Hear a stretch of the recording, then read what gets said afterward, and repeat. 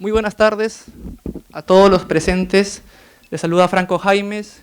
Soy actualmente subcoordinador general del Taller de Derecho Constitucional y también soy miembro de Gaceta Constitucional, quienes están impulsando, en alianza también con Tercio Estudiantil y la Escuela de Ciencia Política, cuyo director es el profesor José Palomino Manchego, en la cual estamos desarrollando este congreso por los 30 años de la Constitución Política del Perú.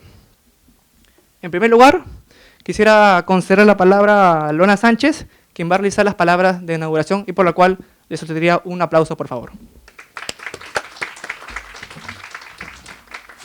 Muy buenas tardes, estimados participantes, compañeros, compañeras, futuros colegas y principalmente un cordial saludo, distinguidos y distinguidas ponentes que tenemos el día de hoy. Permítame comenzar expresando mi profunda gratitud y satisfacción al estar hoy ante ustedes. Es un honor y un privilegio poder estar frente a tan distinguida audiencia e inaugurar uno de los eventos más importantes del año, el congreso titulado Constitución de 1993 a 30 años de su vigencia, el cual no solo representa una mirada retrospectiva, sino también un compromiso continuo con el análisis crítico y la reflexión sobre los pilares que han sostenido nuestra nación durante 3 décadas. Hoy, al adentrarnos en la complejidad de la Constitución del Perú, no solo celebramos su existencia, sino que también nos embarcamos en un viaje intelectual que nos permitirá comprender más a fondo el impacto que ha tenido y tiene la Constitución en nuestra sociedad. Para entender verdaderamente la importancia de nuestra Constitución, es imperativo contextualizarla en el marco histórico en el que nació. En 1993, el Perú estaba saliendo de una época marcada por la violencia política y la inestabilidad. Es por ello que nuestra Constitución se erigió como el marco normativo que dio respuesta a esos desafíos, dando forma a un nuevo capítulo en la historia de nuestro país. La Constitución de 1993 indujo innovaciones notables que han definido la estructura de nuestro gobierno y la protección de los derechos fundamentales. El cambio en el régimen económico, la instauración del unicameralismo parlamentario y la creación de instituciones como la Defensoría del Pueblo y el Tribunal Constitucional han sido puntos de referencia que han moldeado la realidad peruana. Sin embargo, con estas innovaciones también vinieron desafíos. La naturaleza unicameral del Parlamento, por ejemplo, ha sido objeto de discusión constante y nos ha llevado a cuestionar si las reformas realizadas a lo largo del tiempo han logrado abordar adecuadamente estas problemáticas, o si es necesario reconsiderar ciertos aspectos para fortalecer nuestro sistema jurídico. Desde su origen, la Constitución de 1993 ha sido objeto de cuestionamientos y ha experimentado diversas reformas. Es por ello que cómo han influido estos debates en la forma en que interpretamos y aplicamos nuestra Carta Magna es una pregunta constante. ¿Cómo han contribuido las reformas a fortalecer la protección de los derechos fundamentales y la estabilidad institucional? Son preguntas recurrentes. Este congreso es un testimonio del papel vital que juega la academia y la sociedad civil en el análisis de nuestra Constitución. La labor de investigación, los debates académicos y la participación de la sociedad son esenciales para dar forma a la interpretación y aplicación de nuestra Carta Magna. ¿Cómo podemos fortalecer esta colaboración para garantizar que la voz de todos los sectores de la sociedad se escuche y tenga impacto en las futuras decisiones y reformas constitucionales? A medida que celebramos estos 30 años, es imperativo que miremos hacia el futuro. ¿Cuáles son los desafíos que enfrentamos como nación en el próximo periodo? ¿Cómo puede nuestra Constitución adaptarse para abordar los desafíos emergentes desde la tecnología hasta las dinámicas sociales cambiantes? En este congreso, cada ponente, cada participante tiene la responsabilidad de contribuir a este diálogo crítico a través de las mesas de discusión, los debates y las interacciones.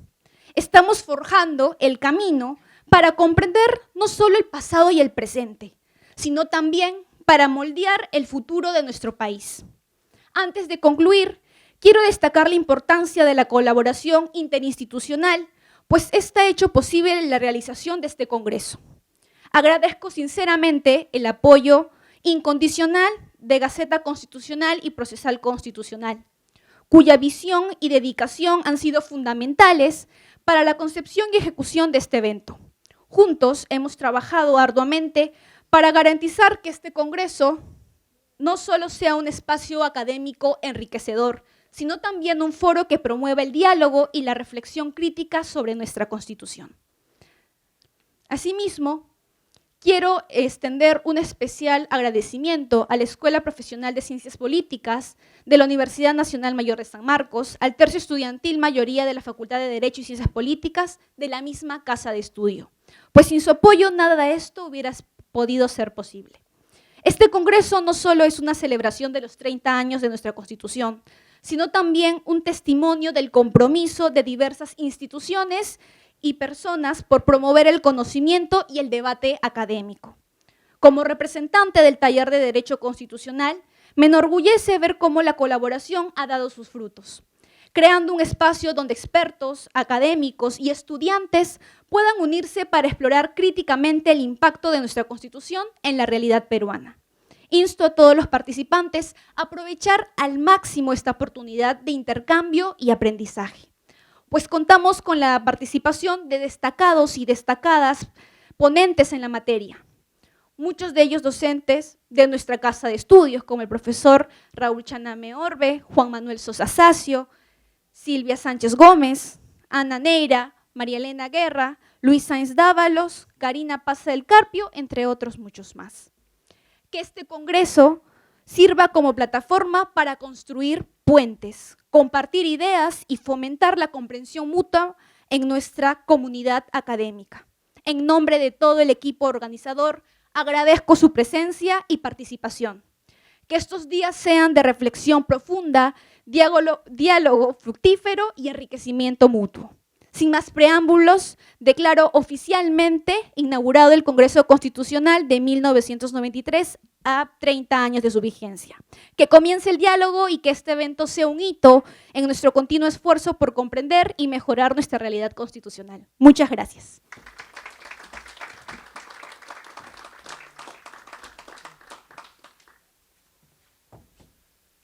Muy bien, agradecemos las palabras de nuestra actual coordinadora general del Taller de Derecho Constitucional y una excelente compañera en este mundo del derecho constitucional. Ahora bien, daremos inicio con las ponencias que están programadas para el día de hoy, de esta fecha inaugural. Para ello tenemos la primera mesa titulada Constitución y Tribunal Constitucional, el cual contamos con la participación del profesor Raúl Chaname Orbe, quien es profesor principal de la Universidad Nacional Mayor de San Marcos. También tenemos la presencia de la profesora Silvia Sánchez Gómez, quien actualmente es asesora jurisdiccional del Tribunal Constitucional. También contaremos con la presencia del profesor Heber Joel Campos, quien actualmente es profesor de la Pontificia Universidad Católica, y también la profesora Beatriz Ramírez, quien nos acompañará en unos momentos, quien actualmente también es profesora de la Universidad Nacional Mayor de San Marcos. Ahora bien, quisiera recordar que cada ponente, agradeciendo previamente su participación, su disposición, que cada uno contará con 13 minutos de exposición y pasaremos posteriormente a una ronda de preguntas. En primer lugar, quiero concederle la palabra al profesor Raúl Chaname Orbe, quien iniciará esta ronda de exposición con el tema Origen y legitimación de la Constitución de 1933. Estimado profesor, tiene usted la palabra y un aplauso, por favor. Vaya. En primer lugar, quiero saludar al Taller de Derecho Constitucional y a Gaceta Constitucional por la organización de este importante evento. De igual manera, a mis colegas Silvia Sánchez y Joel Campos. Pero muy especialmente quiero saludar y dar la bienvenida a la delegación de la Universidad San Andrés de Puerto Viejo, del Ecuador, que se encuentra presente y nos acompaña. De igual manera, al doctor Escate, presidente de la Fundación del Notariado, que nos acompañan esta noche en este importante evento. Yo he titulado Hitos de la Constitución y quiero referirme a una frase que sintetiza lo que ha ocurrido con el constitucionalismo latinoamericano. San Agustín decía que las instituciones se legitiman por dos factores, por el origen y por el ejercicio. Una constitución necesita una legitimidad de origen, pero principalmente una legitimidad de ejercicio. Y en el caso de la Constitución del 93 va a tener cuestionamientos obvios a su legitimidad de origen, porque es producto de un golpe de Estado.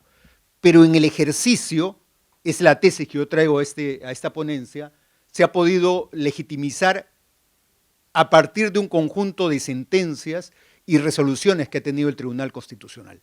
He hecho una cronología hasta la actualidad y he dividido en tres grandes momentos de la Constitución.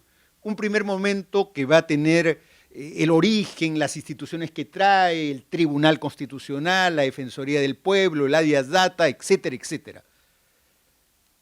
Pero que en su ejercicio no va a tener legitimidad porque el Tribunal Constitucional que nace en ese contexto neutralizado por los factores fácticos que había y cuya máxima expresión es la Ley de Interpretación Auténtica sobre la reelección presidencial, que sería el basamento para ver si la Constitución en esa etapa adquiría legitimidad de ejercicio. Es por eso que yo he titulado esta etapa como una etapa de interpretación pretoriana de la Constitución, ¿no? El poder político, el poder de facto, interpreta la Constitución de acuerdo a las reglas que tiene el régimen en ese momento. Esto va a cambiar a partir del siglo XXI, cuando hay un cambio del régimen político y se va a potenciar la interpretación conforme a la Constitución que va a hacer el Tribunal Constitucional. Y a partir de eso vamos a ver un conjunto de sentencias y resoluciones que van a marcar lo que ahora conocemos como el contenido esencial de la Constitución. El debate es cuáles son los alcances de la Constitución, cuáles son la potencialidad en relación a las libertades y derechos.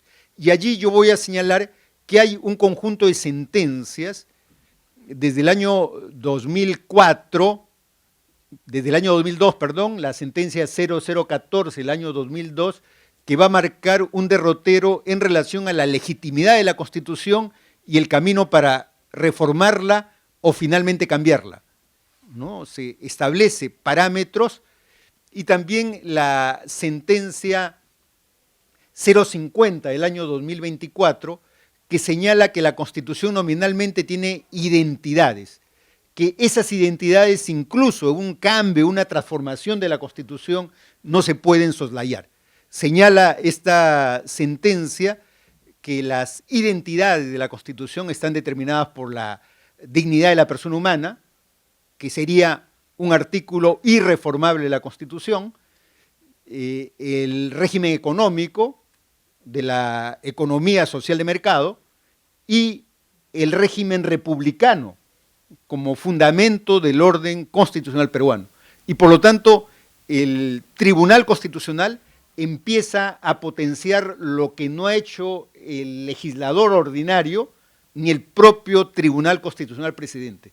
Aparece un momento de legitimidad del Tribunal Constitucional, de la institución, y por ende de la propia Constitución.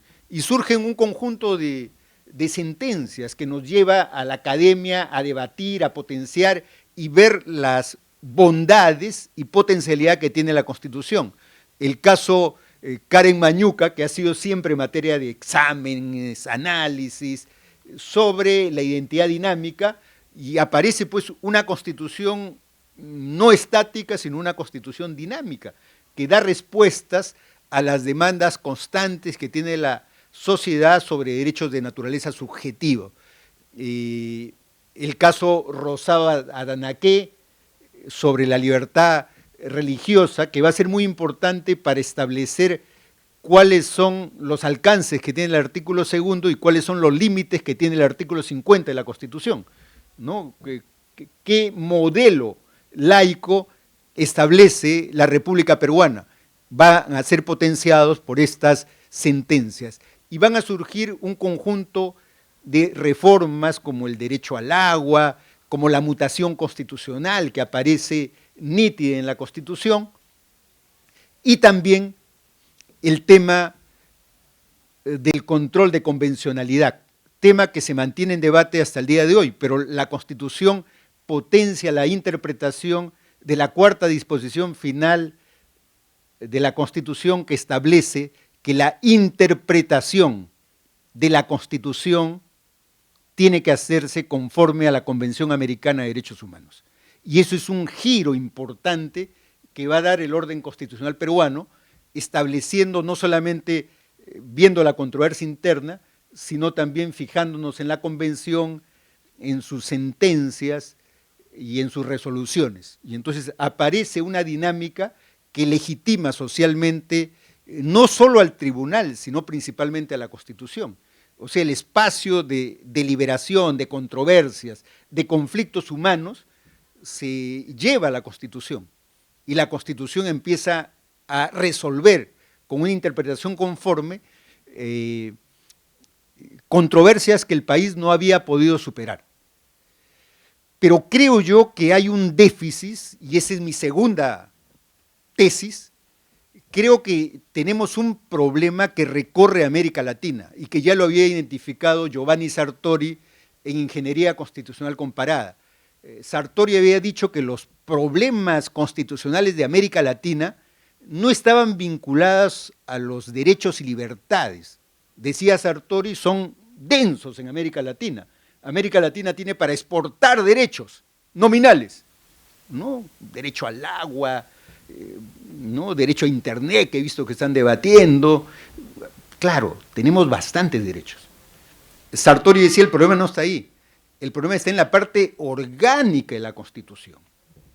Sartori tenía una frase que me parece magistral. Él decía, ¿de qué sirve que tengas derecho a la propiedad si un juez con una sentencia anula tu propiedad? ¿De qué sirve el derecho a la propiedad? Si en la parte orgánica no hemos podido resolver los problemas de legitimidad de nuestras libertades y derechos. Por eso la segunda tesis que sostengo es de que en el régimen político tenemos grandes dificultades, que el tema del régimen político no ha sido resuelto en el Perú. Y por lo tanto, tenemos una economía, ya hemos hecho varios eventos sobre el tema de la Constitución económica, tenemos una economía que funciona más o menos, que tiene un grado de legitimidad aceptable, con defectos, correcto, pero lo que no está funcionando, y a partir del 2016 se ha evidenciado, es el régimen político. Y la evidencia que no funciona el régimen político está allí en ese gráfico. Hemos tenido, en 4 años, hemos tenido 2 golpes de Estado, hemos tenido vacancias, hemos tenido renuncias, o sea, el régimen político ha sido hartamente discutible e inestable. Creo yo que aquí falta acometer un debate serio si es que este régimen político nos garantiza la estabilidad institucional. Resumo por el tiempo. La Constitución de 1933 estableció un régimen híbrido, un presidencialismo parlamentarizado. ¿Por qué? Porque la experiencia de la Constitución de 1920 es que el presidente es totalitario en el Perú y por lo tanto se establecieron límites a la inestabilidad gubernamental. Por eso la Constitución del 33, por ejemplo, la Constitución del 33 estableció que no había presidencia de la República, vicepresidencia. ¿Por qué? Porque a la crisis del presidente, el poder vuelve al Parlamento. Entonces, ¿quién tiene el poder? El Parlamento. ¿Quién resuelve las crisis? El Parlamento. Y se va a producir una crisis inesperada. A las 4 semanas de la promulgación del 33 es asesinado el presidente Sánchez Cerro. El poder vuelve al Congreso. Y el Congreso, un acto inconstitucional, nombra al general Benavides, que estaba expresamente prohibida por la Constitución. Entonces, la Constitución perdió su legitimidad en la primera crisis política que se presentó. Esa fue la razón para el que el constituyente del 79 establezca parámetros al régimen político de presidencialismo parlamentarizado. Un tema que nos debe llamar la atención es el siguiente. Se estableció que se tenían que censurar a 3 gabinetes ministeriales para que se cierre el Congreso, ¿no? O sea, hay que evitar que se cierre el Congreso, porque si no entramos en una crisis profunda, y por eso se estableció la censura consecutiva a 3 gabinetes ministeriales. La Constitución del 93 va a relajar ese candado que existía de 3 censuras a 2. Y hay un debate intenso sobre el régimen político. Aquí yo he seguido la tesis de Chirino Soto. Chirino Soto es autor de esta institución en la Constitución del 79 y también por coincidencia es autor y revisa sus tesis en la Constitución del 93. Y busca que se establezca un sistema semiparlamentario. ¿Cuál es el sistema semiparlamentario en el Perú el día de hoy? El día de hoy los ministros, si quisieran, podrían ir a todos los plenos del Congreso. Los ministros, si quisieran, podrían ir a todos los plenos del Congreso. Es más, podrían debatir con los congresistas. Eso es el régimen parlamentario. O sea, el ministro, los 18 ministros podrían ir a todas las sesiones. No tienen impedimento. Lo permite el modelo peruano. Lo único que no pueden es votar, pero pueden debatir. Y entonces, estación de preguntas, hay un conjunto de detalles sobre un régimen semiparlamentarizado, que es la tesis que va a traer ya en su última etapa Chirino Soto, ¿no? Buscar una salida para evitar el totalitarismo de la presidencia. Concluyo por el tiempo. Desde mi punto de vista, cualquiera de estos modelos, y especialmente el modelo semiparlamentario, funciona en un país que tiene partidos sólidos. El parlamentarismo funciona en Europa porque hay partidos y formaciones sólidas, robustas, protegidas por la ley. En España no puede haber transfugismo. No puede haber transfugismo, porque si no se rompe el sistema parlamentario. En Inglaterra no puede haber transfugismo, porque si no se quebranta el sistema parlamentario. En el Perú, lo más débil de nuestro sistema institucional es el sistema de partidos. Llegaron en las últimas elecciones 8 formaciones parlamentarias. Hoy día tenemos 14 formaciones parlamentarias. Para el año 2000, las elecciones del 2026, lo ha dicho el Jurado Nacional de Elecciones, hay por lo menos 30 partidos políticos que se van a presentar.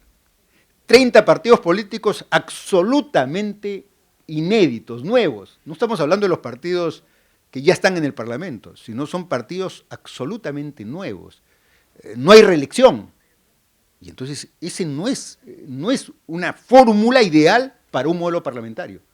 Es la fórmula que hace explotar cualquier sistema parlamentario o semiparlamentario como lo faculta la Constitución vigente.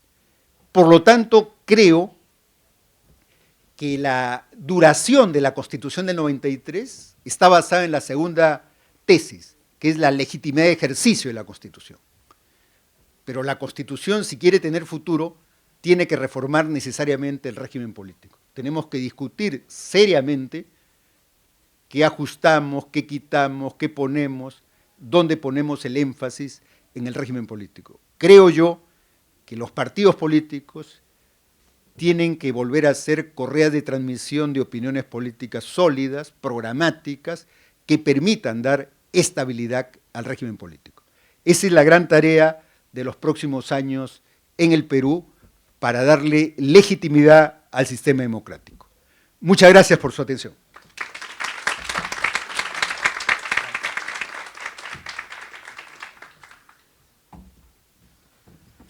Le agradecemos al profesor Raúl Chanamé Orbé por su exposición y didáctica gráfico que ha expuesto para todos nosotros.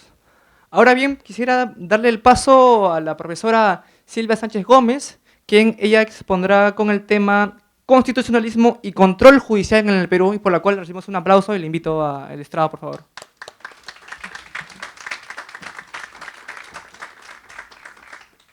Bueno, buenas noches con todos y con todas. Agradecer en primer lugar al Taller de Derecho Constitucional por la invitación que nos hace, igualmente a Gaceta Constitucional, y por haber organizado esta actividad tan importante y merecida, pues justamente a los 30 años de la actual Constitución. Y bueno, a los panelistas que están presentes ahora mismo. Me corresponde un poco tratar acerca de lo que es constitucionalismo y revisión judicial. La verdad es que es bastante complicado hacerlo en 13 minutos, que es el tiempo que me han dado, así que voy a tratar de sintetizarlo en estos pocos minutos que tengo. Voy a hacer, en todo caso, un preámbulo para plantear una problemática, digamos, que se está dando actualmente, también de cara, pues, a lo que tenemos en la actual Constitución y, en general, dentro de nuestro ordenamiento jurídico. Bueno, sabemos que la Constitución, pues, digamos, la Constitución contiene un conjunto de reglas dentro de un ordenamiento jurídico, que el constitucionalismo, digamos, el constitucionalismo parte de una visión o unas ideas que se tienen acerca justamente de ese conjunto de reglas dentro del ordenamiento jurídico. Ahora, cuando hablamos de la Constitución dentro del constitucionalismo o en el constitucionalismo, estamos haciendo referencia a que, digamos que el objeto principal es la defensa o la garantía de los derechos fundamentales. Es decir, que los derechos fundamentales actúan como un límite al poder, sea el poder público, sea el poder privado, como lo entendemos, pues, hoy en día y en las actuales circunstancias, ¿no?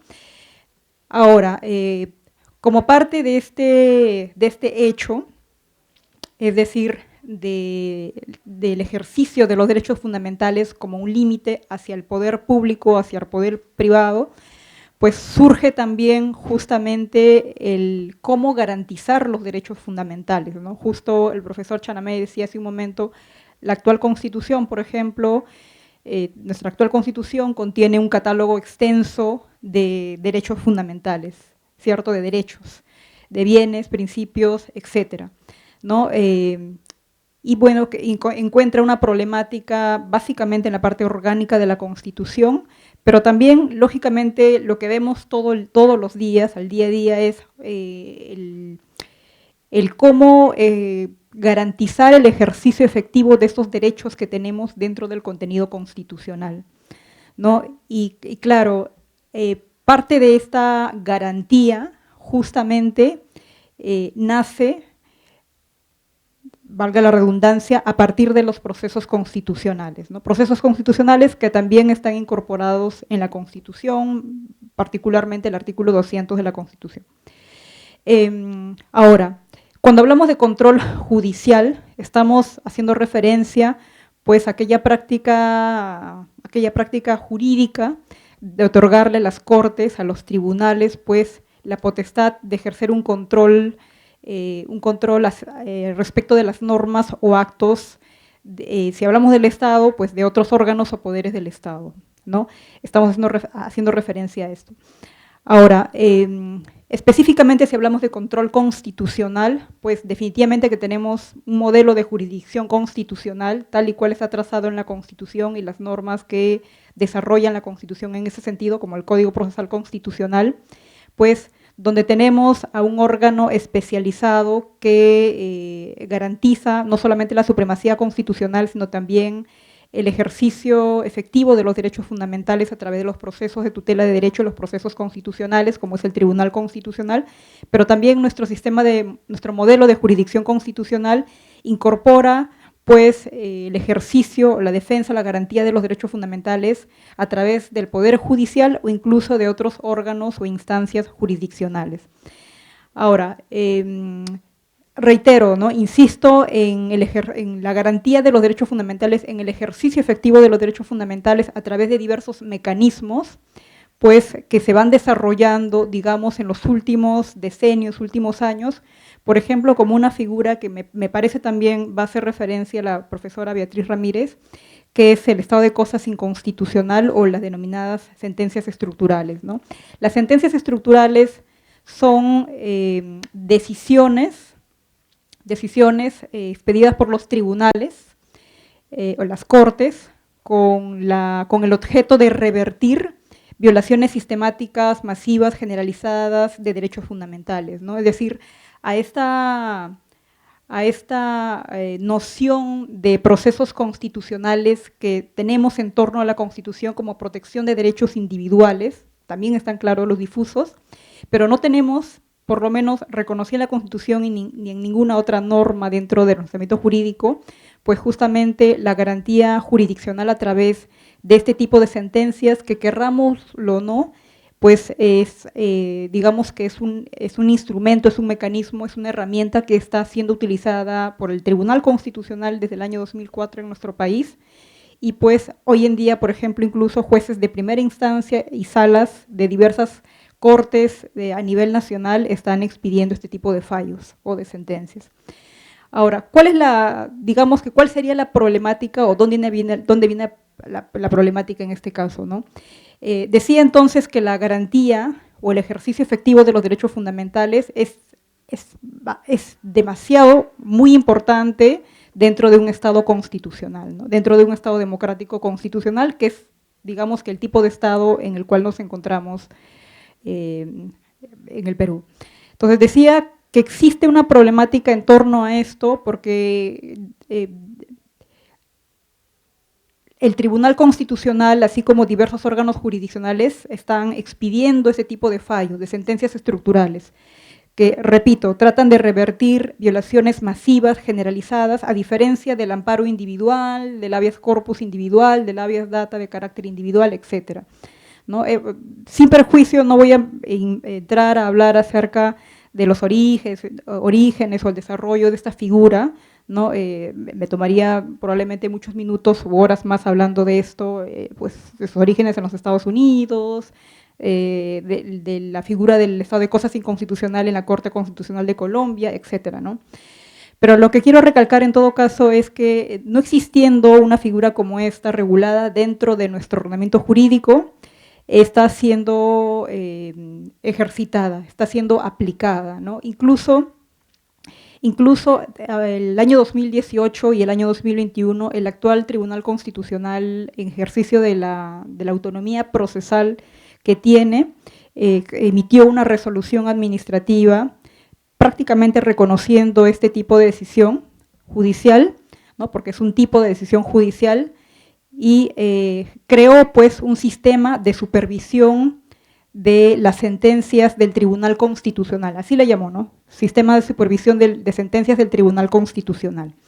Y en este sistema de supervisión de sentencias del Tribunal Constitucional justamente reconocía pues sentencias que, de las denominadas sentencias en las cuales pues, se reconocía un estado de cosas inconstitucional, es decir, una violaciones masivas, generalizadas de derechos fundamentales en el país.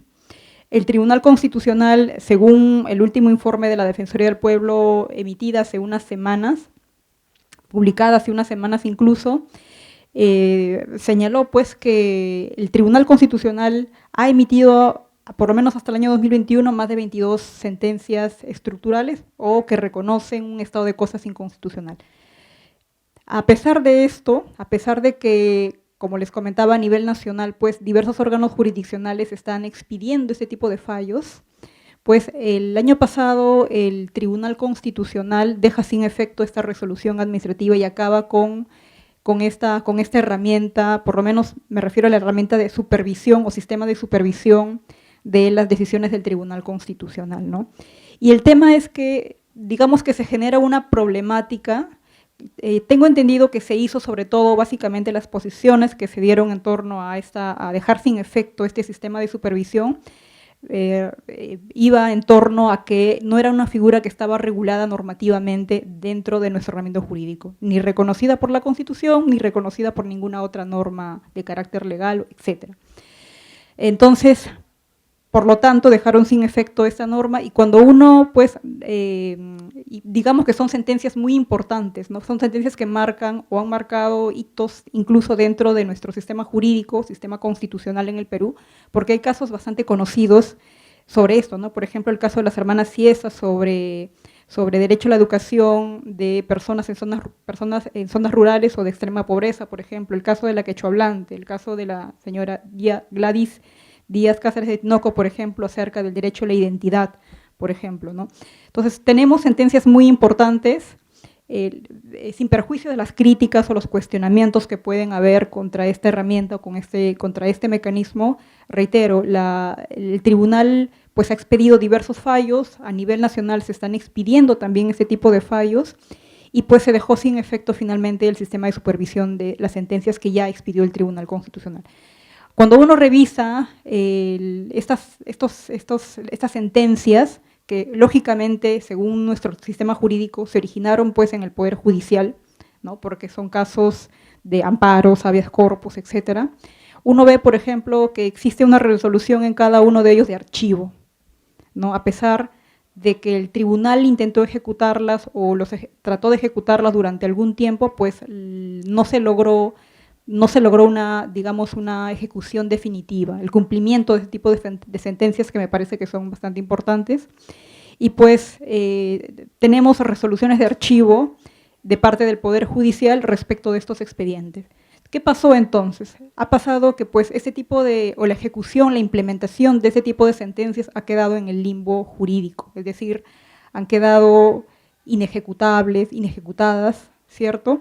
Y me parece que en este caso se genera una problemática bastante grande, porque si en la práctica jurídica, en la praxis jurídica, pues se está reconociendo que existe este mecanismo, esta herramienta para tratar de solucionar problemas graves en nuestra sociedad, pues no tenemos, debido a que no hay un reconocimiento explícito de esta, pues se está diviniendo pues, en que el ejercicio de los derechos fundamentales no sean efectivos, de que no sean verdaderamente garantizados, ¿no?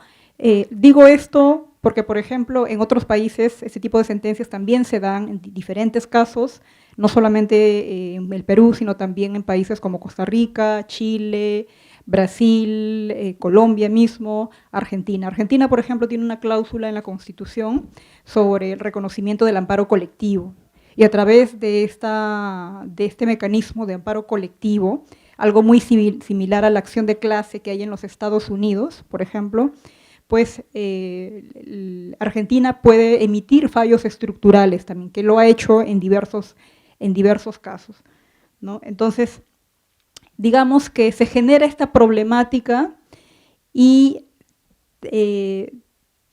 tenemos esta situación, ¿no? de inejecución o incumplimiento de sentencias tan importantes expedidas por el Tribunal Constitucional en nuestro país, y también el ejercicio de este mecanismo, de esta herramienta a través de otros órganos, otras entidades dentro del Poder Judicial, jueces, juezas de primera instancia, de salas superiores, que incluso no son de materia constitucional, sino son de distintas materias que están utilizando esta herramienta, esta figura, porque justamente es una figura, una herramienta que, como no está regulada, no es explícita, digamos, a través de normativa alguna, pues el uso de esta es, digamos, que podría decirse incluso en cierto sentido hasta deficiente, ¿no?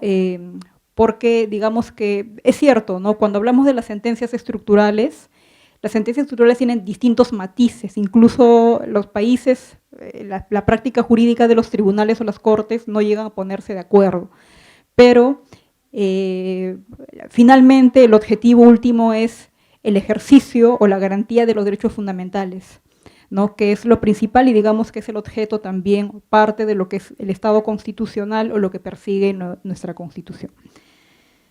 Bien, finalmente termino con eso, sé que son pocos minutos, así que agradezco nuevamente al Taller de Derecho Constitucional y a Gaceta Constitucional. Gracias.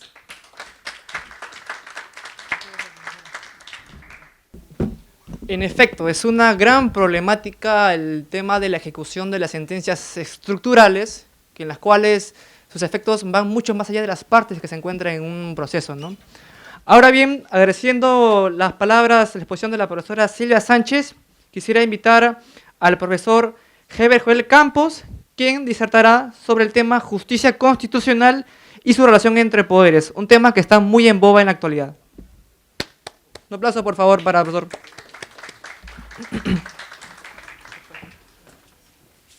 Buenas noches. Yo quisiera empezar esta presentación agradeciendo la generosidad de los amigos del Taller de Derecho Constitucional por invitarme a participar de este evento, en el que esperamos reflexionar sobre la vigencia de la Constitución del 93, pero sobre todo donde seguramente tendremos oportunidad de repensar críticamente algunas de sus instituciones más significativas.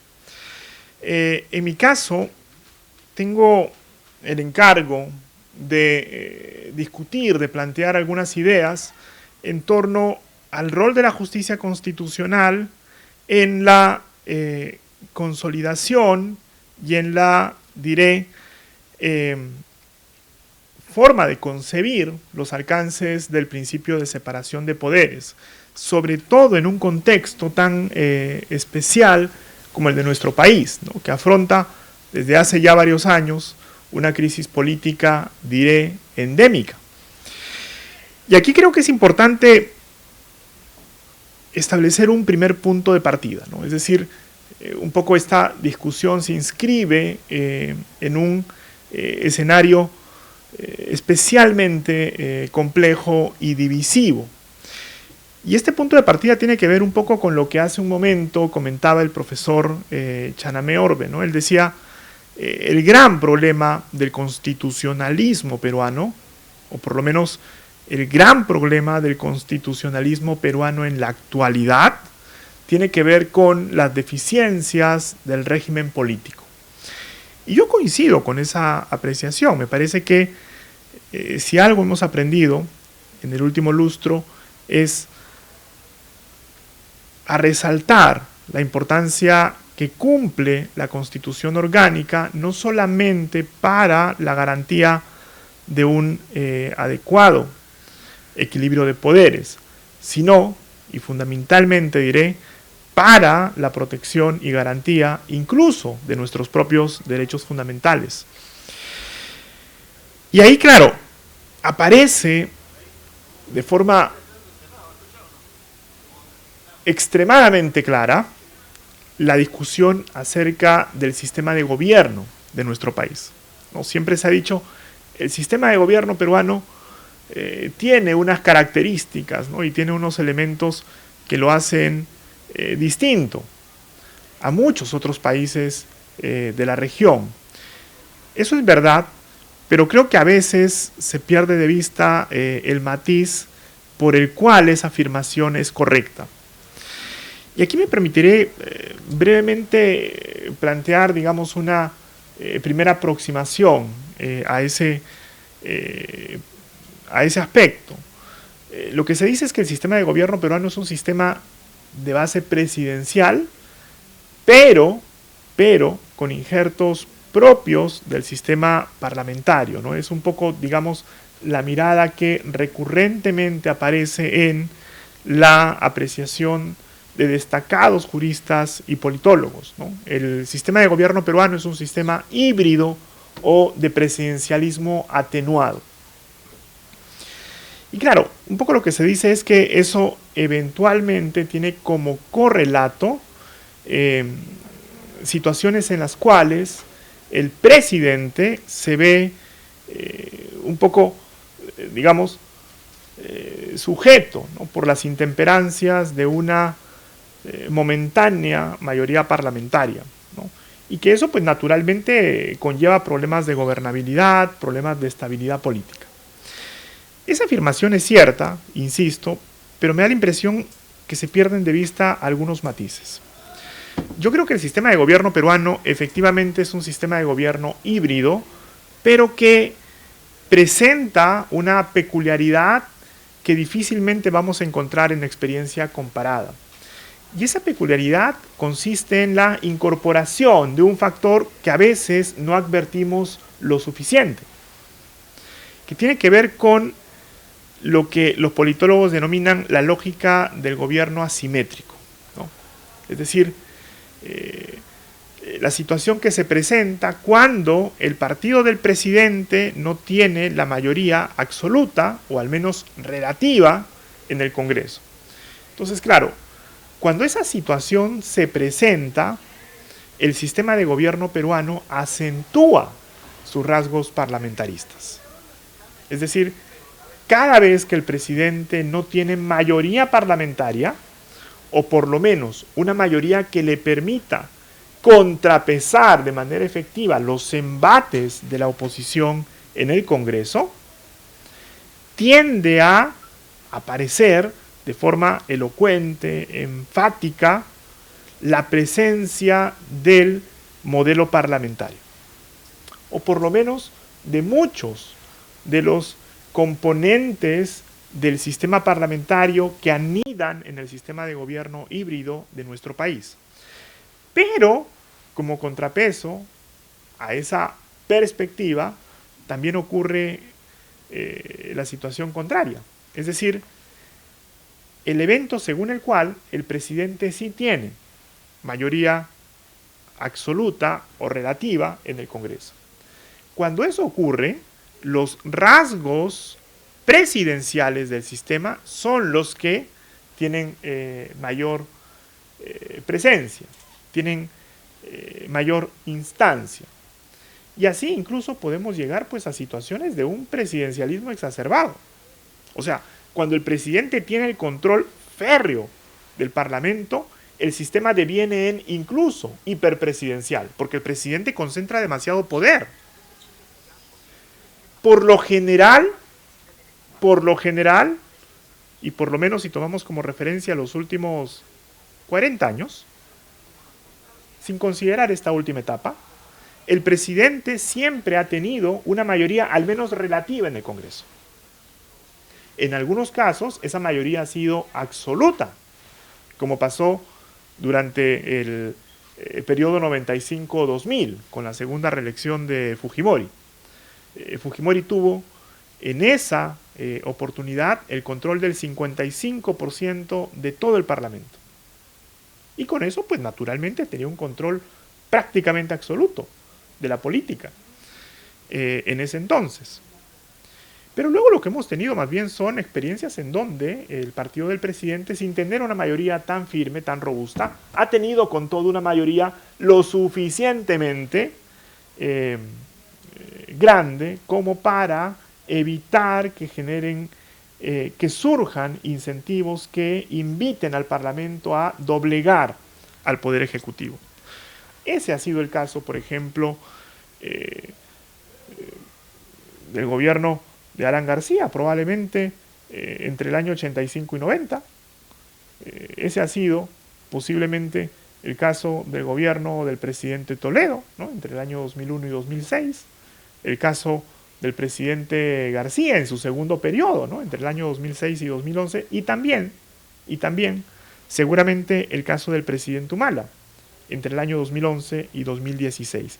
Durante toda esa etapa, ni siquiera por asomo hablamos de disoluciones parlamentarias, de cuestiones de confianza, de acusaciones constitucionales contra el presidente, de vacancias presidenciales, que son figuras que con todo han estado presentes en la práctica constitucional de nuestro país desde principios del siglo XIX.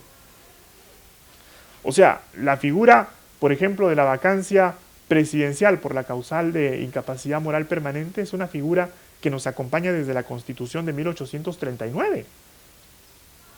Pero durante todo ese lapso enorme, 1839, hasta 2000, cuando se le invoca, ¿no?, para vacar a Alberto Fujimori, que había renunciado por fax, ¿no?, cuando se fue al Japón. Durante todo ese lapso enorme, grande, El término vacancia presidencial por incapacidad moral permanente era prácticamente una excentricidad, ¿no? Lo mismo la cuestión de confianza. La cuestión de confianza está presente en nuestro constitucionalismo desde la Constitución del 20. Aparece también en la Constitución del 33, aparece en la Constitución del 79, en ese momento vinculada con la disolución, y se mantiene en la Constitución del 93. Pero en todo ese tiempo, nadie se acordó que existía la cuestión de confianza. ¿Cuándo nos acordamos? Nos acordamos en el periodo 2016-2021, ¿no? Cuando precisamente se da este escenario de gobierno dividido en su versión quizá más dramática, ¿no? Porque el gobierno no tenía capacidad de controlar a la oposición en el Parlamento, ¿no? Fue lo que le pasó a Kuczynski, que tuvo una representación parlamentaria exigua, ¿no? Tuvo apenas 18 congresistas frente a los 73 de Fuerza Popular. Y fue lo que le pasó con todo al expresidente Vizcarra, que después de las elecciones tras la disolución del Congreso no tuvo representantes en el Congreso. Antes de eso, esa situación no aparecía. Y entonces, claro, a nadie le interesaba conversar sobre la cuestión de confianza. Nadie sabía qué era la cuestión de confianza. Digamos, sabíamos, ¿no?, teóricamente que eso estaba ya en la Constitución de Gaulle, ¿no?, que le da sentido al semipresidencialismo francés. Pero aquí en el país nadie sabía cuáles eran las implicancias de esa figura porque nunca se había invocado. Es decir, tal como la conocemos, está desde la Constitución del 79. Digo, tal como la conocemos porque está vinculada con la disolución parlamentaria. Pero durante todo este lapso, era una pieza de museo, ¿no? Nadie hablaba sobre la cuestión de confianza. Yo no conozco, digamos, un libro dedicado exclusivamente a la cuestión de confianza. Casi nadie hablaba sobre eso. Justamente porque, como mencionaba hace un momento, durante todo ese periodo histórico, lo que se presentaba de forma ordinaria era un escenario en donde resaltaban los rasgos presidenciales del modelo, no los rasgos parlamentaristas. Eso aparece, insisto, en este último periodo, en este último tramo político, ¿no? De ahí la peculiaridad del sistema de gobierno peruano, ¿no? Un sistema que, insisto, cuando se presentan estas conformaciones asimétricas entre el gobierno y el Congreso, tiende a acentuar sus rasgos, ya sea presidencialistas o parlamentarios. No es que sea un sistema de gobierno predecible, en el sentido de que nos permita de alguna manera advertir cuál va a ser el papel que los actores políticos van a tener con base en las reglas previstas por este. Y ahí es donde aparece un poco el rol del Tribunal Constitucional, ¿no?, que es un poco, digamos, la idea que quisiera transmitir esta tarde. Porque fíjense, el Tribunal Constitucional en un contexto de este tipo actúa como una suerte de poder moderador, ¿sí? Actúa como una especie de poder moderador. ¿Qué significa esto? Es decir, que ante escenarios de tensión política irredimibles, ante escenarios de conflicto político, digamos, que no se pueden resolver por la vía del diálogo y el consenso político, el Tribunal Constitucional actúa como el árbitro, asumamos, imparcial, ¿no?, razonable, para darle un cauce democrático a esas diferencias que surgen de la convivencia política. Y en eso me parece que el Tribunal Constitucional, con todo, sobre todo en este último tiempo, ha cumplido un rol significativo. Porque de algún modo nos ha ayudado a racionalizar el sentido de algunas figuras que en la práctica aparecían como cláusulas dormidas. Es decir, figuras que reconocíamos como parte de nuestra práctica constitucional, pero que no habían sido invocadas durante mucho tiempo. En muchos casos eran figuras absolutamente inéditas. Es el caso de la cuestión de confianza facultativa, como la denominó el Tribunal Constitucional en una sentencia del 2018, o como la disolución del Congreso. Nunca se había disuelto el Congreso, salvo el año 2019. Digo, nunca se había disuelto el Congreso invocando la Constitución. Y luego, pues, con una validación, digamos, del Tribunal Constitucional, porque cierres del Congreso, pues, lamentablemente hemos tenido muchos por la vía de facto. Pero digamos, invocando lo que la Constitución preveía para ese efecto, nunca, a pesar de que la figura existía, insisto, desde la Constitución del 79. Entonces, un poco el Tribunal Constitucional ha ayudado a racionalizar eso, ¿no? Es decir, a tratar de darle un sentido a la luz de las instituciones y los principios que dotan de sentido a nuestra Constitución orgánica. Esta diferencia, por ejemplo, entre la cuestión de confianza facultativa y obligatoria es en gran medida un recurso doctrinario del Tribunal Constitucional. Yo recuerdo cuando el presidente Vizcarra, ¿no?, empezó un poco a presentar estas cuestiones de confianza para tratar de contrapesar, digamos, el poder de la mayoría abrumadora de la oposición. Muchos constitucionalistas decían, bueno, no se puede hacer cuestión de confianza sobre cualquier cosa. O sea, la cuestión de confianza solamente es sobre políticas de gobierno, no puede ser sobre leyes, ¿no? O no puede ser sobre procedimientos parlamentarios, tiene que ser sobre la política general. Ahí está en los medios, ¿eh? Esa era la declaración. O sea, no se puede hacer cuestión de confianza sobre cualquier cosa. Claro, porque había un poco la creencia de que la cuestión de confianza facultativa, como la denominó el Tribunal Constitucional en esa sentencia del 2018, era la misma cuestión de confianza del artículo 130 de la Constitución, que es la cuestión de confianza obligatoria, ¿no? Es decir, la cuestión de confianza que plantea el presidente del Consejo de Ministros a los 30 días de ser designado en el cargo por el presidente, porque no existía ningún antecedente acerca de cómo entender esa figura constitucional. Bueno, el Tribunal Constitucional de alguna manera nos ayudó a entender eso, a darle un sentido razonable a la luz precisamente de nuestro particularísimo sistema de gobierno.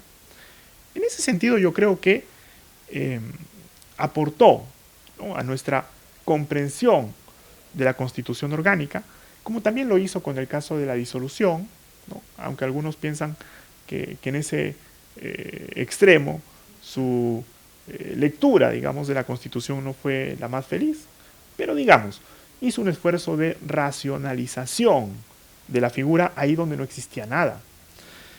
Donde sí probablemente hay una deuda pendiente, es en el caso de la vacancia presidencial por la causal de incapacidad moral permanente, ¿no? En eso lo que hay es un páramo enorme.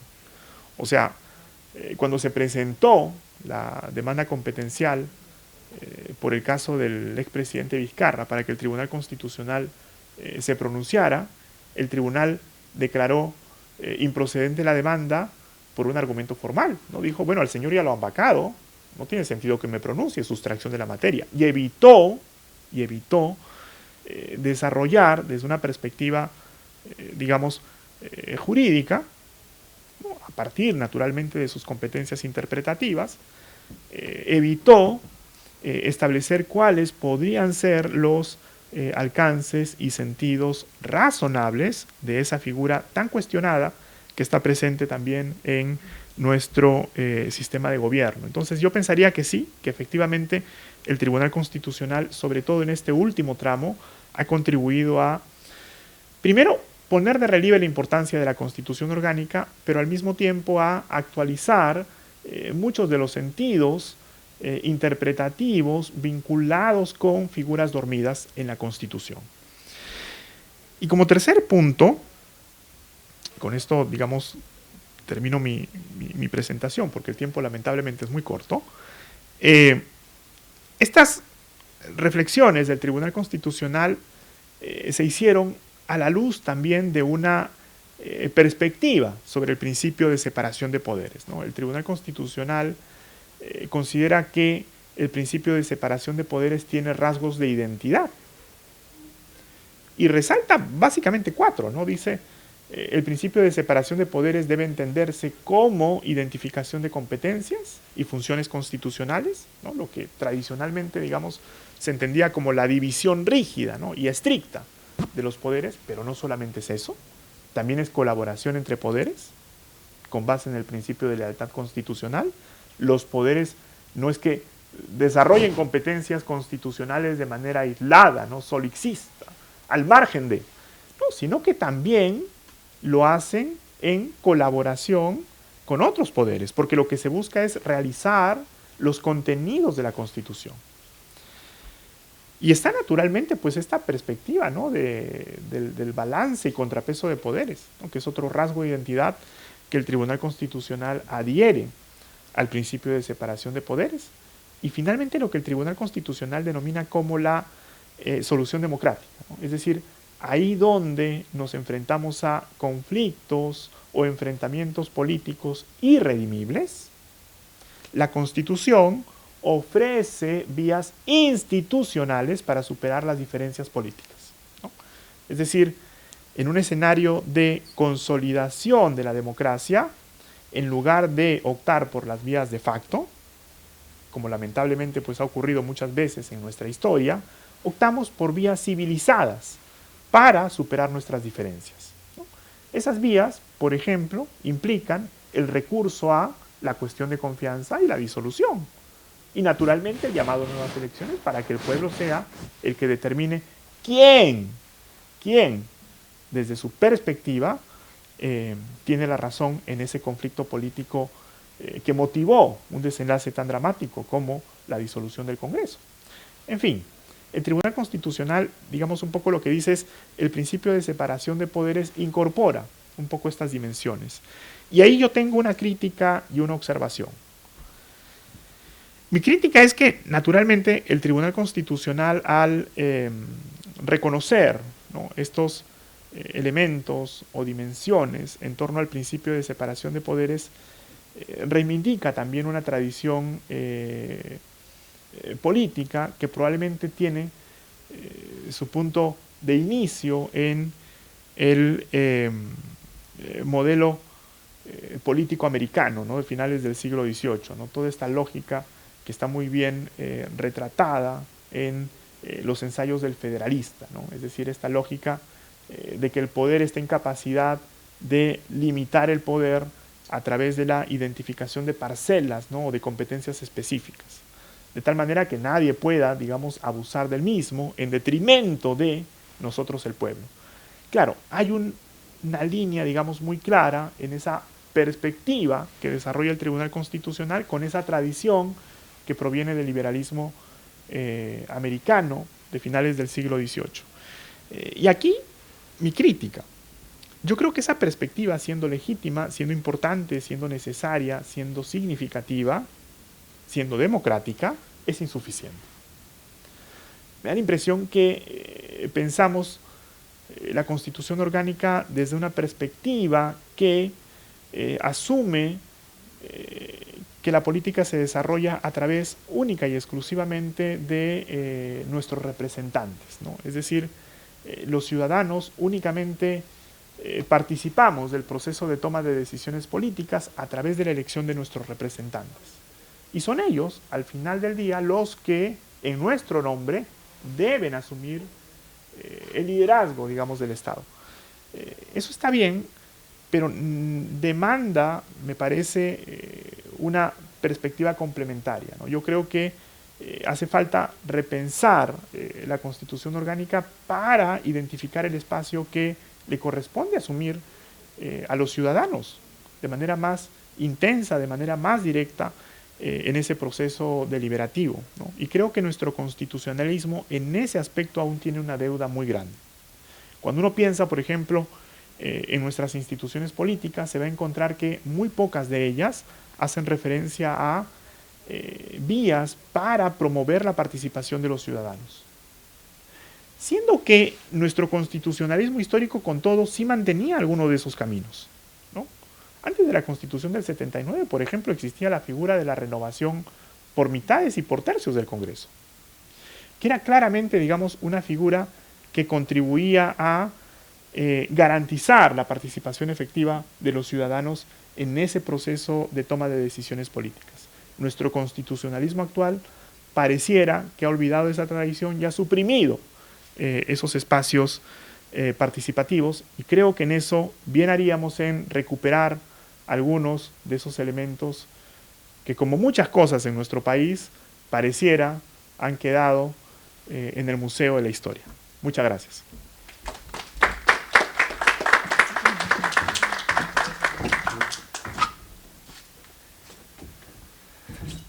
Muy bien, agradecemos al profesor Heber Joel Campos con su disertación. Y finalmente vamos ahora a invitar a la profesora Beatriz Ramírez Guaroto, quien expondrá sobre el tema Estado de Cosas Inconstitucional, y el cual recibimos un fuerte aplauso, por favor.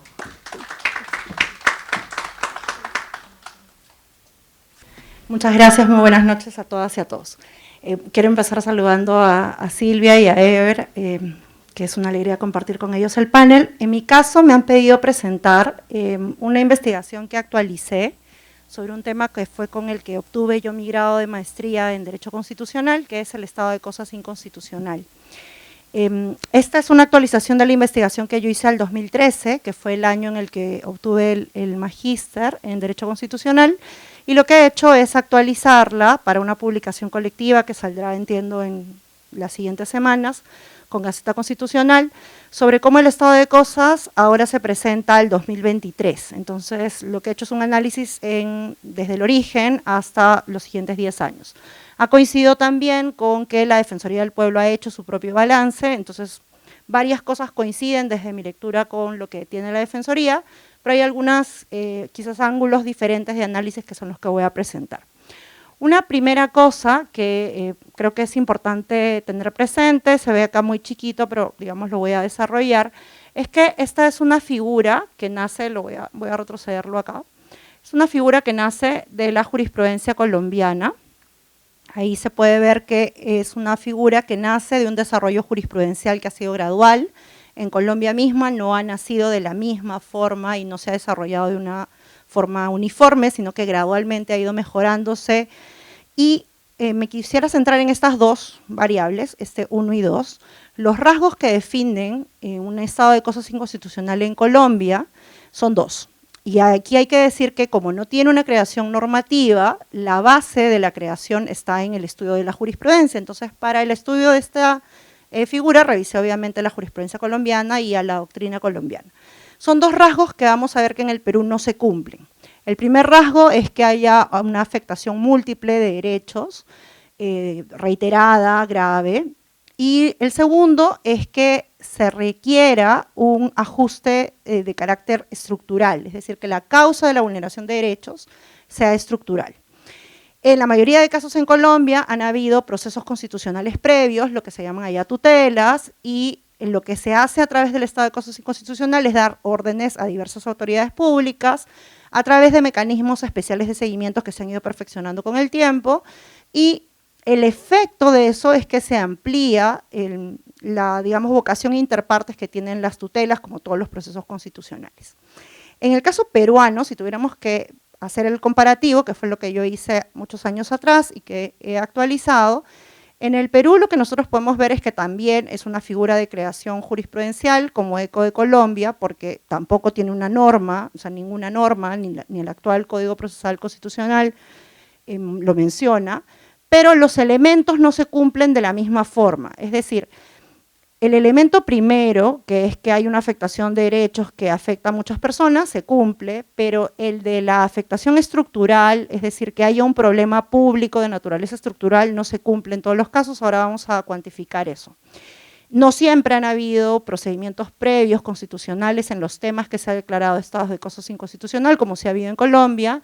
Las órdenes que se han dado aquí en el Perú son de distintos tipos, hay distintos tipos de seguimiento que han ido variando con el tiempo, no han ido en crecimiento como se ha dado más bien en Colombia, Y aquí en el Perú, más bien la justificación ha sido eminentemente procesal, que no es lo que ha pasado en Colombia. En Colombia lo procesal es una cuestión, vamos a decirlo así, accesoria, pero en cambio que en el Perú el uso del estado de cosas inconstitucional es más bien de justificación procesal. Por eso, el análisis que yo hice de la sentencia, si nosotros podemos analizar en cuántos temas se ha declarado estado de cosas inconstitucional, ha sido en 17 temas. Ha sido más ocasiones porque hay temas en los que hay doble sentencia o inclusive en una sentencia en la que se han declarado 2 estados de cosas inconstitucionales. Acá están medidas desde el primero, que fue en el 2004, hasta el último, que ha sido en este año, en el 2023. Entonces yo he analizado 4 aspectos de las sentencias, que es la justificación esgrimida, si es una justificación eminentemente procesal o si es una justificación más bien estructural. Un segundo aspecto es el tipo de derecho que se usa, si es un énfasis en derechos civiles y políticos o económicos, sociales y culturales, si hay ahí algún nivel de diferenciación.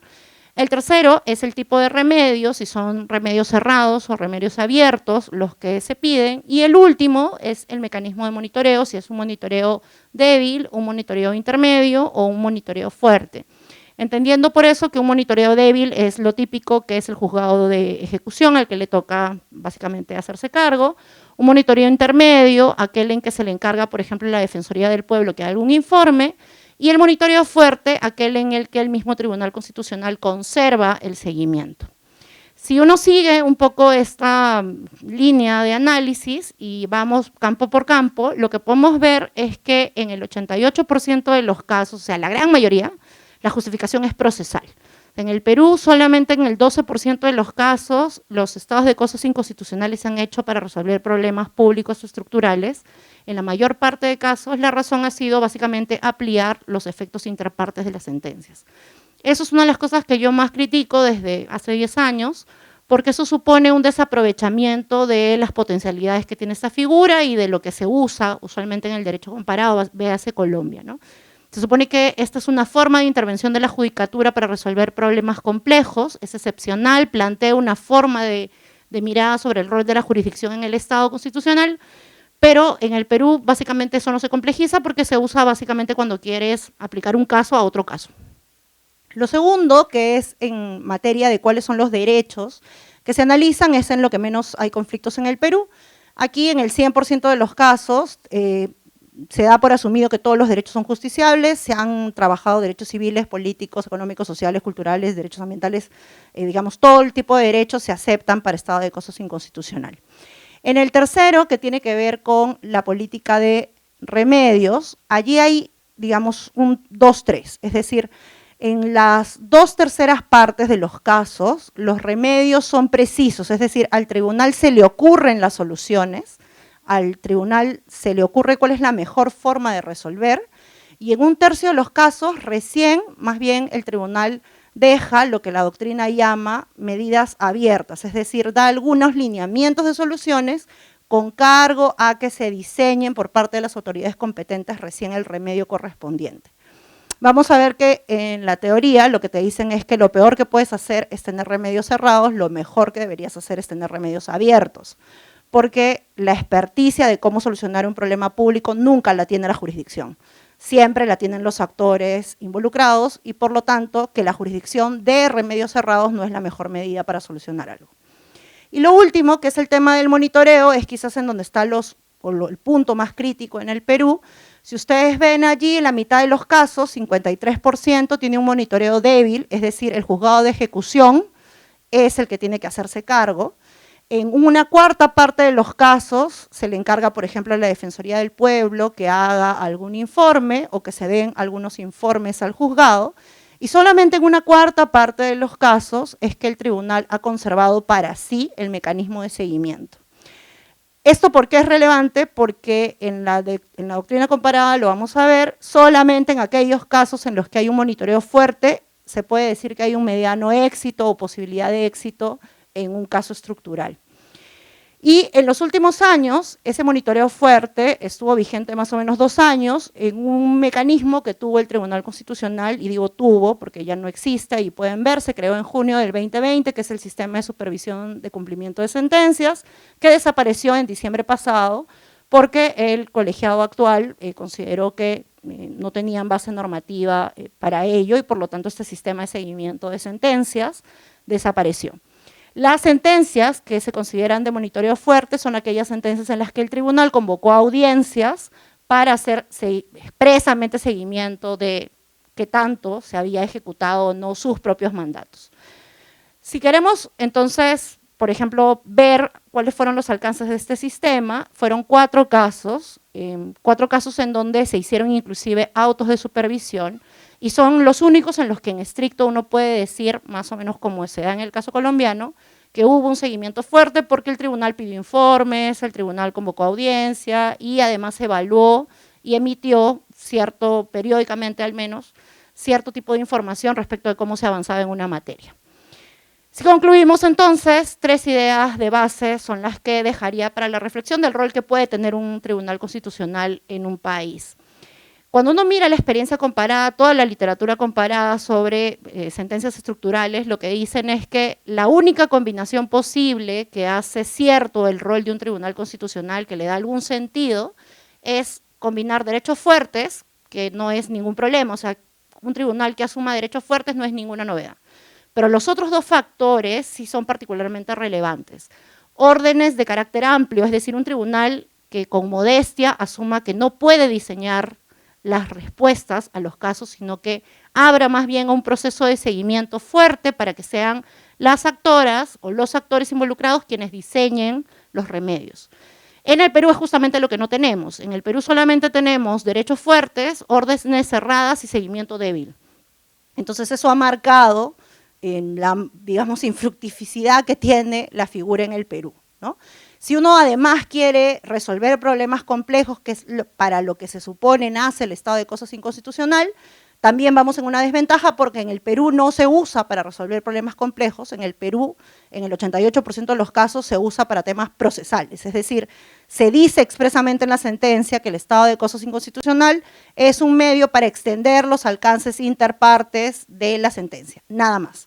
Solamente en un 12% de los casos se explicita como única razón la solución de un problema estructural complejo que requiere la intervención de distintos actores y actoras.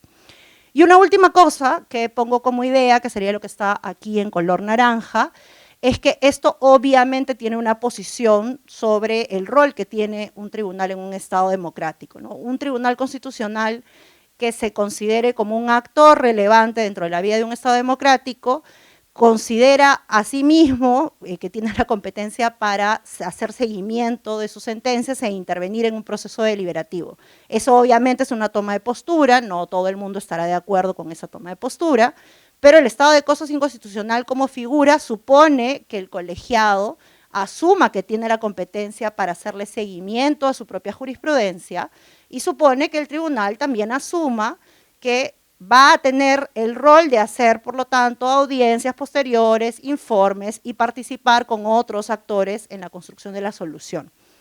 Eso, por supuesto, este colegiado actual no lo cree y por eso ha desactivado el mecanismo oficializado de seguimiento creado en junio del 2020. Lo que es incompatible, desde mi punto de vista, es que declare CESI, este tribunal, este colegiado, ha declarado ESI hace 2 meses, pero ha desarticulado el mecanismo de seguimiento. Lo que te dice la experiencia comparada, para eso, digamos, sirven las investigaciones que hacemos las profesoras y profesores, es que es inconsistente declarar estado de cosas inconstitucional si no vas a guardar para ti la competencia de seguimiento. Lo que muestra la experiencia comparada y el estudio de los expedientes es que una cosa debería ir aparejada de la otra, lo contrario es, digamos, apostar solamente por la retórica y no por el cambio constitucional. Muchas gracias.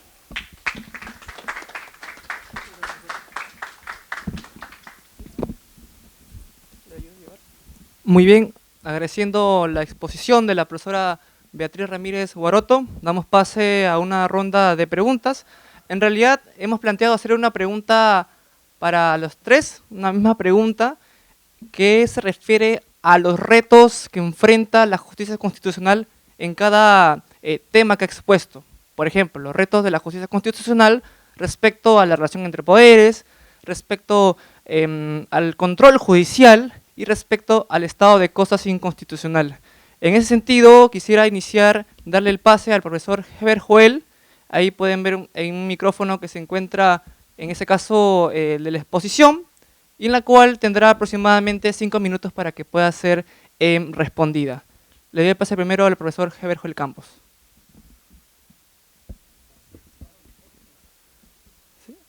Yo lo que creo es que en realidad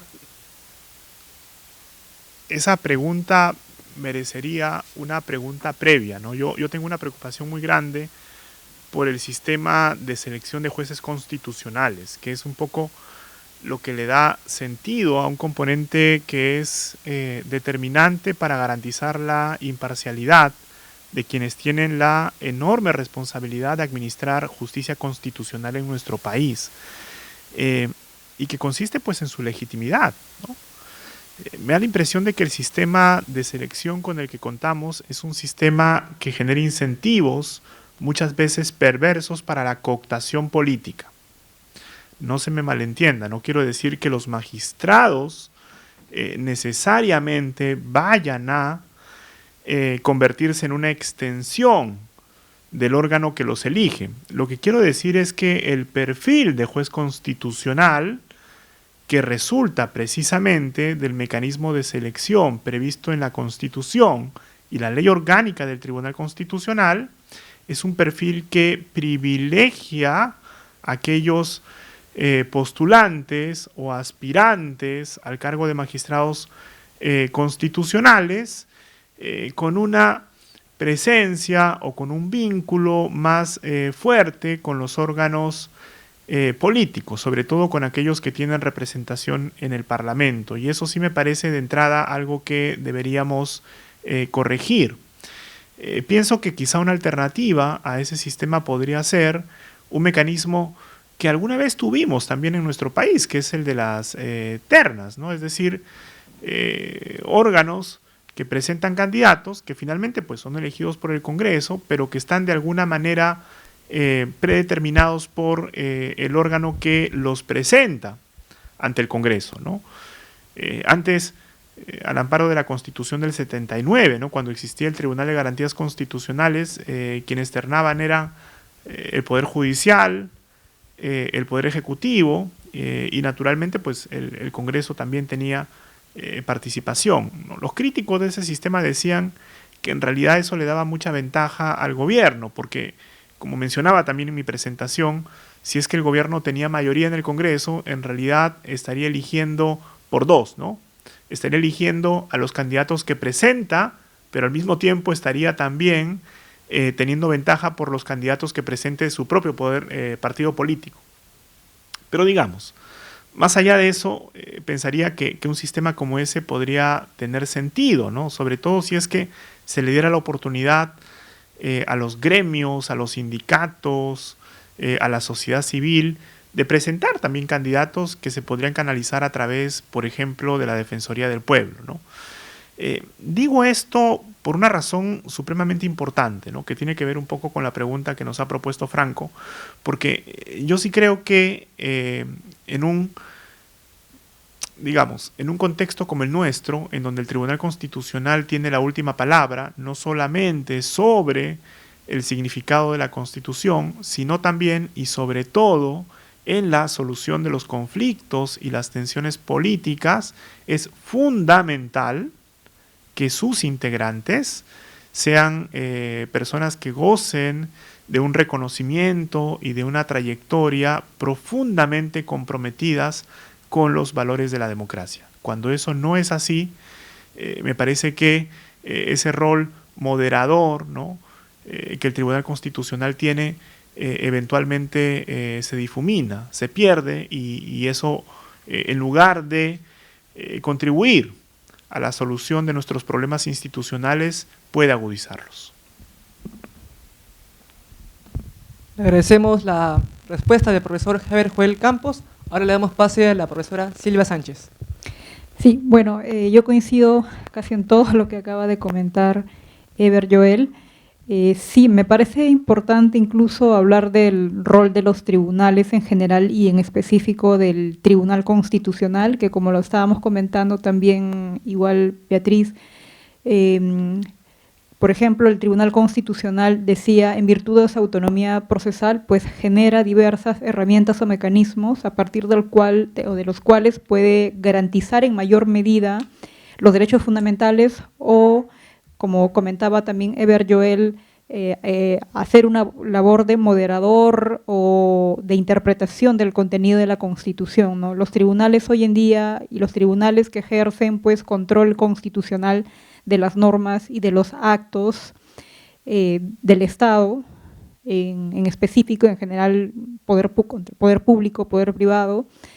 Es importante hoy en día porque los tribunales pues han adquirido un rol bastante protagónico, digamos, en los últimos decenios, ¿no? Es decir, si bien es cierto, pues hasta ahora se sigue debatiendo finalmente hoy en día acerca de quién tiene la última palabra en temas constitucionales, en cuanto a contenido constitucional, pues desde remotos años, desde el caso Bonham, Marbury versus Madison, pasando por la discusión de Kelsen con Smith acerca de quién debe ser el guardián de la Constitución, alcanzando pues a profesores o académicos como Waldron o como Dworkin.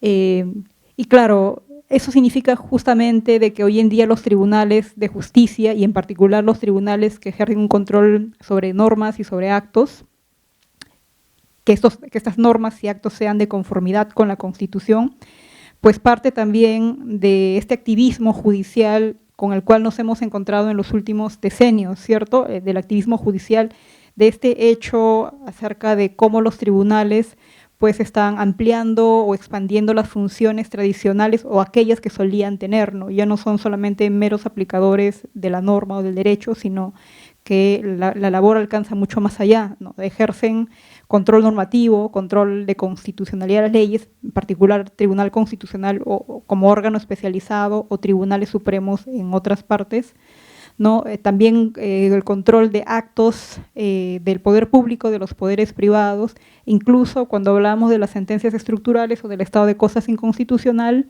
respecto pues de las políticas públicas o respecto de las políticas nacionales. Entonces, este alcance o esta ampliación de las funciones tradicionales, pues, que tiene hoy en día o que tienen los tribunales constitucionales o las altas cortes, pues, que interpretan o discuten o analizan acerca de los alcances del contenido de la Constitución, pues, definitivamente es tan importante o que requiere justamente de, digamos que de una mayor discusión, una mayor deliberación sobre diversos puntos, ¿no? Sobre el punto que acaba de mencionar Eber Joel acerca de cómo debe conformarse, por ejemplo, un alto tribunal como este, por ejemplo,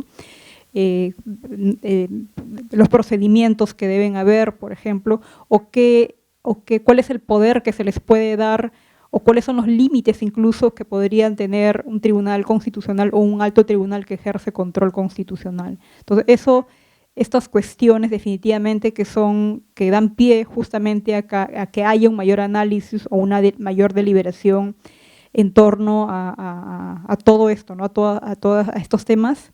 Y pues definitivamente que me parece justamente que actividades como esta, ¿no? Actividades como la que organiza el taller o Gaceta Constitucional, que pues son relevantes, son importantes para un poco para escucharnos, justamente para quizás dialogar en pocos minutos acerca de lo que uno piensa o de lo que uno espera a partir de cuál es el rol de los tribunales en esta mesa concreta en torno a lo que es una democracia constitucional o dentro de un Estado constitucional.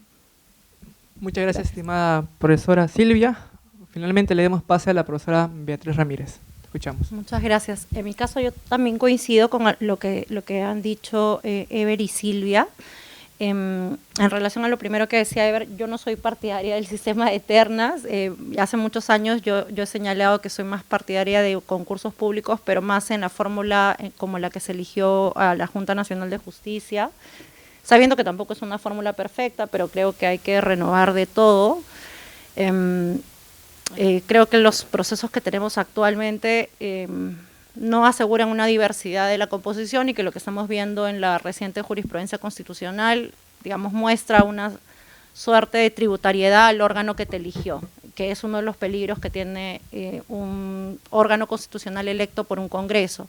Cuando ya se desfasan del tiempo, pueden no tener el incentivo de responder al órgano que les eligió, pero al menos durante el periodo cercano, inmediato, las declaratorias de inconstitucionalidad de leyes, por ejemplo, o la resolución de conflictos competenciales puede estar muy, digamos, muy viciada por la supuesta gratitud o no ingratitud respecto de quienes te eligieron, ¿no? Entonces creo que eso es un problema. Y eso se plasma en cosas tan concretas como las que ha dicho Silvia, ¿no? Los criterios para resolución. Yo he mencionado la decisión que se ha tomado respecto al mecanismo de seguimiento. Eso es básicamente una forma de ver el rol del Tribunal Constitucional en el Estado de Derecho y una forma de interpretar el derecho. O sea, asumir que porque no está en la norma procesal constitucional un tribunal no puede tener un mecanismo de seguimiento es una forma de aproximarte al derecho y a las fuentes del derecho.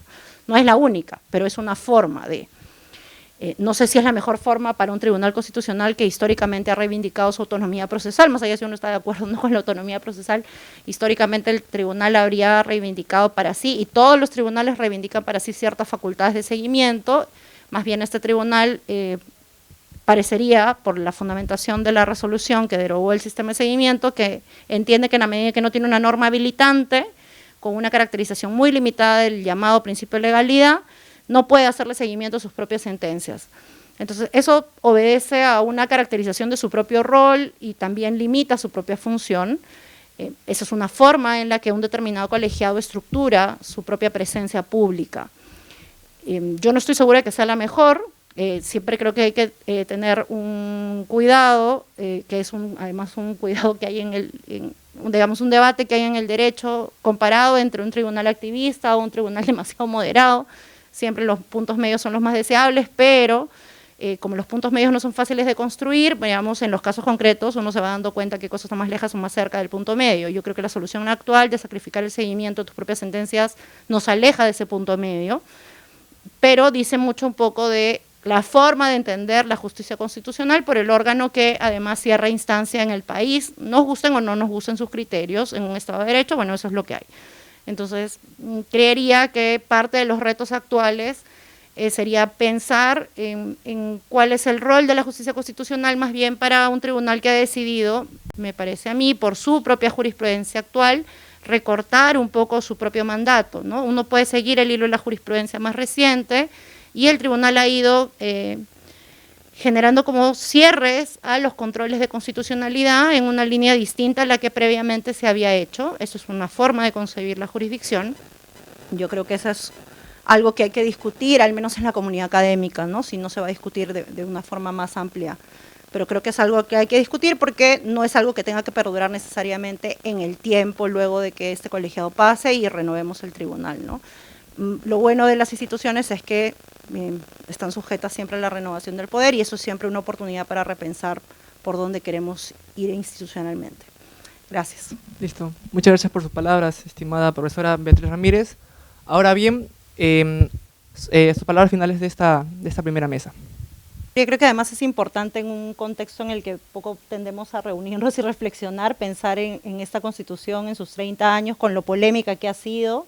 En la época en que Ever y yo éramos estudiantes, era la época del retorno a la democracia, entonces estaba como muy de moda el anhelo por qué era lo que traía la reconstitución de la democracia. Y bueno, eso trajo también una discusión sobre la validez de la Carta, una sentencia del tribunal sobre la validez de la Carta,